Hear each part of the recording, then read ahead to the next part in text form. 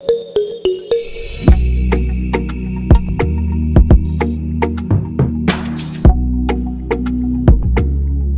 annual payment will discharge a debt of Rs 7620 due in 3 years at 16.2/3% per annum compounded interest? यहाँ पे ये जो point है ना, डेट ऑफ Rs 7620, ये अपने आप में सिग्निफिकेंट है। इसका मीनिंग अगर आपको समझ में आ रहा है तो आप आंसर ला पाओगे करेक्ट, नहीं तो आप गलत आंसर लाओगे हमेशा। यूट्यूब पे, नॉर्मल इंटरनेट पे, बहुत सारे जगह पे आपको इसके गलत आंसर मिलेंगे। सो आपको समझना होगा कि इस वर्ड का मीनिंग क्या है। देखो, कह रहा है debt of 7620 due in 3 years. तो ये जो वैल्यू है ना, वो टोटल डेट है। इट मींस जो आपने प्रिंसिपल कर्ज लिया होगा वो, और जो आपने इंटरेस्ट इस पे पे किया होगा वो, तो इन दोनों का सम ये वैल्यू है। जैसे मान लो कोई पर्सन है जो 25 लाख में कोई घर खरीदता है, करेक्ट है, और 15 साल के टेन्योर में वो पूरा पैसा इस घर का लोन के साथ इंटरेस्ट रिटर्न करता है बैंक को। तो आप क्या बोलोगे? जो डेट होगा वो क्या 25 लाख बोलोगे? बिल्कुल भी नहीं। जैसे मान लो इसने टोटल 12 लाख का इंटरेस्ट दिया है इस 25 लाख के लोन पे, तो टोटल डेट कितना आएगा? टोटल डेट आएगा 37 लाख, जो ड्यू है 15 ईयर्स में। ये क्लियर है? वो उसको ईएमआई के टर्म्स में पे करेगा। ये मैंने आपको एक वेग एग्जांपल दिया है सो दैट आपको समझ में आए कि मीनिंग क्या है इस क्वेश्चन का। ये क्लियर है? अगर आपको ये मीनिंग समझ में आ रहा है तो क्वेश्चन बहुत आसान है। क्वेश्चन में क्या कह रहा है कि रेट ऑफ इंटरेस्ट कितना है बच्चों? वो है 16.2/3%। इसको रेशियो टर्म्स में चेंज करोगे तो ये वैल्यू सिंपली हो जाएगा 1/6।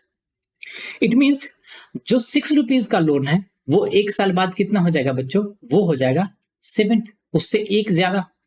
जो 36 रुपीज का लोन है वो कितना हो जाएगा? वो हो जाएगा बच्चों 49, ये 2 साल के बाद का। वो हम ऐसा इसलिए करते हैं बच्चों कि अगर 1 साल का लोन 6 से 7 रुपया हो गया है तो फैक्टर कैसे आया है? 7/6 का फैक्टर है 1 साल के लिए। तो अगले साल क्या करोगे? फिर से 7/6 मल्टीप्लाई करोगे तो ये वैल्यू आता है 49/36। तो अगर 2 साल का टर्म है, तो अगर प्रिंसिपल 36 रुपीज है तो रेट ऑफ इंटरेस्ट 16.2/3 के दर से 2 साल बाद ये वैल्यू कितना हो जाएगा? 49 हो जाएगा। अगर मैं 3 इयर्स के लिए बात करता तो बच्चों क्या होता? ये सिंपली हो जाता 7/6 का और ये क्यूब। मैं बोलता कि अगर मेरे पास 216 रुपीज का कर्ज है तो ये 3 साल बाद कितना हो जाएगा बच्चों? ये हो जाएगा 343। ये क्लियर है? तो इस तरह से कुछ इंटरेस्ट पे होगा। नाउ टोटल कितना एनुअल पेमेंट था वो आपको निकालना है, और कितने साल में? 3 इयर्स में।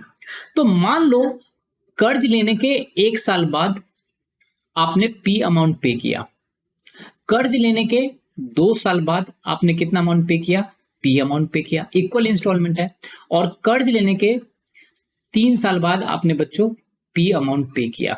नाउ अगर आप ध्यान से देखोगे बच्चे, तो ये जो थर्ड इंस्टॉलमेंट आपने पे किया है वो तो डेट पूरा होने के दिन आपने पे किया है, तो इसमें कोई भी वैल्यू अप्रिशिएट नहीं करेगा। नाउ जो सेकेंड इंस्टॉलमेंट है बच्चों, वो आपने कर्ज पूरा होने से कितना समय पहले पे किया है? 1 साल पहले पे किया है, 1 ईयर। और जो फर्स्ट इंस्टॉलमेंट था वो आपने कर्ज पूरा होने से 2 साल पहले पे किया है। ये क्लियर है?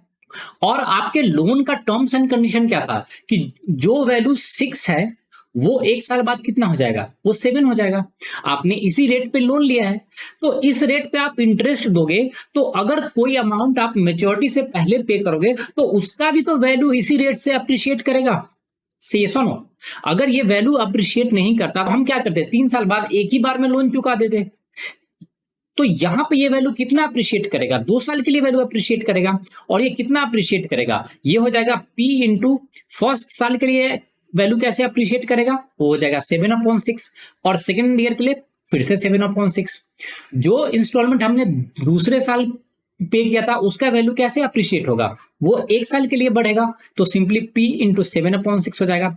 और जो लास्ट इंस्टॉलमेंट है उसमें कोई भी वैल्यू अप्रिशिएशन नहीं होगा, तो आपको यहां से P into 49/36 plus P into 7/6 और प्लस P, और यही वैल्यू किसके इक्वल है? टोटल डेट के। तो ये क्या हो जाएगा बच्चों? ये हो जाएगा 7620। ये क्लियर है? तो यहां से अगर आप 36 एलसीएम लोगे बच्चों, तो ये वैल्यू कितना आएगा, ये आ जाएगा 49p, प्लस ये वैल्यू कितना आ जाएगा, ये हो जाएगा 42p, और प्लस ये हो जाएगा बच्चों 36p।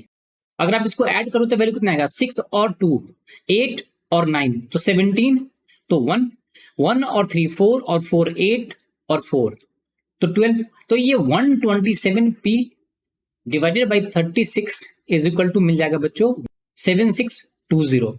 तो यहां से p का वैल्यू कितना मिल जाएगा, वो मिल जाएगा 7620 इंटू 36 डिवाइडेड बाई क्या हो जाएगा बच्चों 127। 127 से आपको पता है इसको 6 टाइम डिवाइड करोगे तो ये 762 है, तो ये वैल्यू कितना हो जाएगा 60, तो 60 इंटू 36, तो एक जीरो यहां पे और 6 इंटू 6 तो 36, 3 6 इंटू 3 तो 18 और 3 तो ये हो जाएगा 2160। तो आपका इंस्टॉलमेंट अमाउंट कितना आ जाएगा बच्चों, वो आ जाएगा 2160।